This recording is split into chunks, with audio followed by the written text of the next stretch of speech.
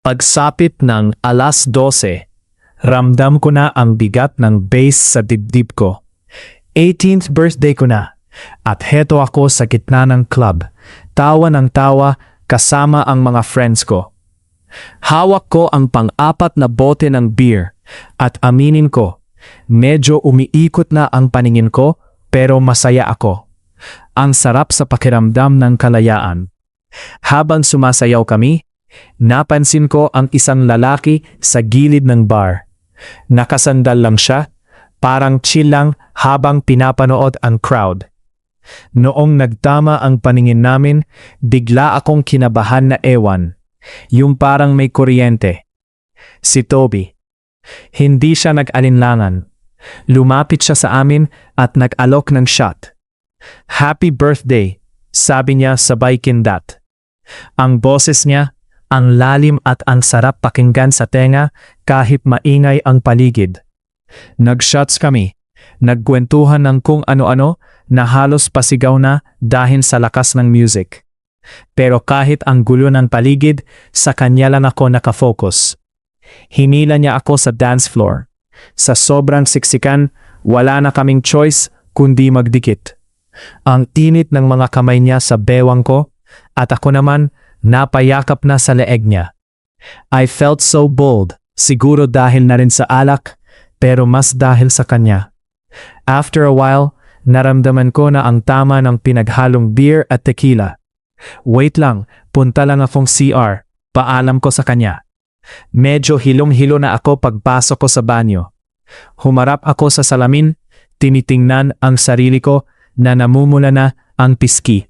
Maya-maya, bumukas ang pinto. Akala ko kung sino na, pero si Toby pala. Biglang tumahimik ang paligid. Ang naririnig ko na lang ay ang muffled na tunog ng music sa labas at ang sarili kong tibok ng puso. Hindi siya nagsalita, lumapit lang siya sa akin hanggang sa maipit niya ako sa pagitan ng sink at ng katawan niya. "Alodia," tawag niya sa pangalan ko. Sobrang lapit na namin. Hindi ko na napigilan ang sarili ko. Ako na ang unang humila sa kanya para halikan siya. Grabe, ang init. Lasang alak at excitement ang bawat dampi ng labi namin. Doon na nagsimulang uminit ang lahat. Nawala na ang hiya ko at tila kaming dalawa lang ang tao sa mundo. Sa bawat haplos at bawat halik niya, alam ko na hindi na ito basta-bastang dabilang. Doon sa maliit na espasyong yon, nagsimula ang isang apoy na alam kong mahihirapan kaming apulahin. Paglabas namin sa banyo, hindi ko na kayang tumingin ng diretso sa mga mata niya. Pero hindi ko rin naman kayang lumayo. Ang bawat haplos ni Toby sa braso ko, kahit napakagaan lang, ay parang nagpapabilis ng tibok ng puso ko ng sobra. Parang may nabuo kaming koneksyon sa loob ng maliit na espasyo kanina na hindi ko kayang ipaliwanag. Isang uri ng magnetismo na mahirap pigilan. Paglabas namin sa banyo, ramdam ko pa rin ang bakas ng mga labi niya sa akin. Yung init na naramdaman ko sa loob ay parang kumakalat pa rin sa buong katawan ko. Dahilan para manginig ang mga daliri ko. Nang hawakan ni Toby ang kamay ko, hinila niya ako papalapit sa kanya. Sobrang lapit na halos wala na kaming espasyo. "Gusto mo bang umalis na rito?" Bulong niya. Ang boses niya ay rehas na paos at puno ng ibang kahulugan. Tumango lang ako dahil sa puntong iyon, wala na akong ibang gustong gawin kundi ang mapag-isa kami. Wala nang inay ng musika, wala nang ibang tao. Pagpasok namin sa kotse niya, agad niyang ikinandado ang pinto. Hindi na niya hinintay na makaupo ako ng maayos. Hinila niya ako palapit sa kanya. At sa sandaling maglapat ang katawan namin, parang nagliyab ang paligid. Ang bawat hawak niya ay nagiiwan ng mitsa sa balat ko. Habang naghahalikan kami, mas naging mapusok ang bawat galaw. Ang mga kamay niya ay gumapang sa bewang ko, pataas sa likod ko, hanggang sa maramdaman ko ang haplos niya sa balat ko sa ilalim ng damit ko. Bawat buntong hininga namin ay puno ng pangangailangan. Hindi na lang ito basta paghalik, ito ay isang pagtuklas. Ramdam ko ang paghigpit ng hawak niya sa akin na para bang takot siyang mawala ako sa isang iglap. Ang bawat paglapat ng balat namin ay nagpapadala ng libo-libong kuryente sa utak ko. Sa loob ng maliit na espasyo ng kotse, ang tanging naririnig ko na lang ay ang aming magkasabay na mabilis na paghinga at ang tunog ng aming mga pusong halos magwala na sa bilis. Hindi na namin kailangang magsalita. Ang mga mata niya na puno ng pagnanasa ang nagsasabi ng lahat. Bawat halik niya ay mas bumababa, mas nagiging mapangahas. Ang paghaplos niya sa balat ko ay parang isang apoy na unti-unting lumalamon sa katinuan ko. Sa bawat sandali, pakiramdam ko ay lalo akong nalulunod sa kanya. Isang malalim at mapanganib na agos na wala akong balak na iwasan. Sa gabing iyon, hindi na lang kami dalawang estrangkero na nagkita sa club.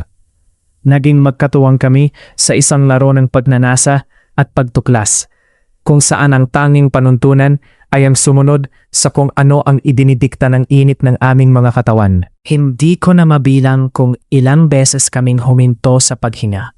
Sa loob ng sasakyan, habang nakapark kami sa isang tahimik na lugar na tanaw ang mga ilaw ng syudad, pakiramdam ko ay nasa ibang dimensyon na kami. Ang tanging liwanag na tumatagos sa bintana ay nagbibigay ng mga anino sa mukha ni Toby. At sa bawat paggalaw niya, lalo akong nalulunod sa pagnanasa. Bawat pagdampi ng mga daliri niya sa balat ko ay parang nagiiwan ng marka. Alodia, bulong niya sa pagitan ng mga halik. Ang boses niya ay nanginginig sa matinding emosyon. Hindi ko akalain na ganito tayo kabilis magkakonekta. Sa bawat paggalaw namin, tila nawawala ang lahat ng hadlang. Ang bawat haplos niya ay tila isang tanong. At ang bawat buntong hininga ko ay ang sagot. Hindi na kailangan ng mga salita. Sapat na ang init ng aming mga katawan para mag-usap. Sa bawat sandali, parang mas nagiging matapang kami. Ang paghalik niya ay bumababa, mas nagiging mapanahas. Habang ako naman ay lalong humihigpit ang kapit sa kanyang balikat. Pakiramdam ko, sa gabing ito, wala nang hangganan ang aming pagtuklas. Ang bawat sentimetro ng aming balat ay naghahanap ng kapares. At sa bawat paglapat nito, tila isang kuryente ang dumadaloy sa buong sistema ko. Hindi na ako nag-iisip. Hindi ko na iniisip kung tama ba ito o kung ano ang mangyayari pagkatapos. Sa sandaling iyon, siya lang ang mundo ko. At ang apoy na nagsimula sa club ay nag-aapoy na ng higit pa sa kaya naming kontrolin. Ang init sa loob ng sasakyan ay parang sasabog na. Nakaparada lang kami sa isang bahagi ng parking lot na medyo tago. Pero hindi ko mapigilang mapatingin sa labas. Kahit na madilim at tinted ang mga bintana, parang nakakaramdam ako ng kaba. Yung thrill na baka may makakita sa amin anumang oras. Alodia, look at me. Pulong ni Toby. Hindi niya inanis ang kamay niya sa hita ko. Ang haplos niya ay nanginginig sa pagpipigil. Sa bawat galaw namin, mas tumitindi ang tensyon. May mga sasakyang dumadaan sa malayo at ang liwanag mula sa mga headlight nila ay saglit na pumapasok sa loob. Nagbibigay ng maikling silip sa amin bago bumalik sa dilim. Ramdam ko ang tibok ng puso ko hanggang sa lalamunan ko. Toby, baka may makakita sa atin, sabi ko. Pero imbes na lumayo, mas lalo pong hinila ang collar ng t-shirt niya. Mas lalo siyang naging mapangahas. Gusto niyang ipakita sa akin na hindi siya takot. Sa bawat halik niya, mas bumababa ang kamay niya at sa bawat pagdaan ng ibang kotse sa labas, lalo siyang humihigpit ang hawak sa akin. Parang sinasabi niyang sa kanya lang ako sa gabing yon. Biglang may humintong sasakyan sa katapat namin.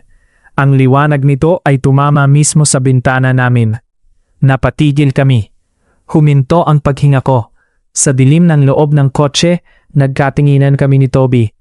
Ang mga mata niya ay puno ng adrenalina. Yung pagnanasa na hinaluan ng panganib. Hindi ko na kaya dito. Hinal na sabi ni Toby habang tinitingnan niya ang bintana. Siguradong may mga tao sa labas. Masyadong masikip, masyadong delikado. Hinawakan niya ang mukha ko at hinalikan ako ng madiin. Isang halik na puno ng pangako. Let's go, ngayon din. Mabilis niyang pinaandar ang makina. Habang kumakabog ang dibdib ko, alam kong ang kaba na naramdaman ko sa parking lot ay pampagana lang pala para sa mas matinding mangyayari pagdating namin sa apartment niya. Ang bawat sandali sa kotse, ang kaba na baka may makakita, ay lalong nagpainit sa pagnanais naming dalawa na makalayo at makapag-isa. Ang mga kamay ni Toby ay nanginginig sa excitement habang minamaneho niya ang kotse ng mabilis. Para bang hinahabol kami ng mismong mga mata ng mga taong hindi namin alam kung nakakita ba talaga sa amin o hindi. Ang kaba sa dibdib ko, yung halo ng takot na baka may makakita at ang kilig na baka nga meron, ay lalong nagpabilis sa tibok ng puso ko. Alodia, hold on, sabi niya. Ang boses ay puno ng pagnanasa. Mabilis kaming lumiko sa isang eskinita. Ang mga headlight ng ibang sasakyan sa malayo, tila mga aninong humahabol sa amin.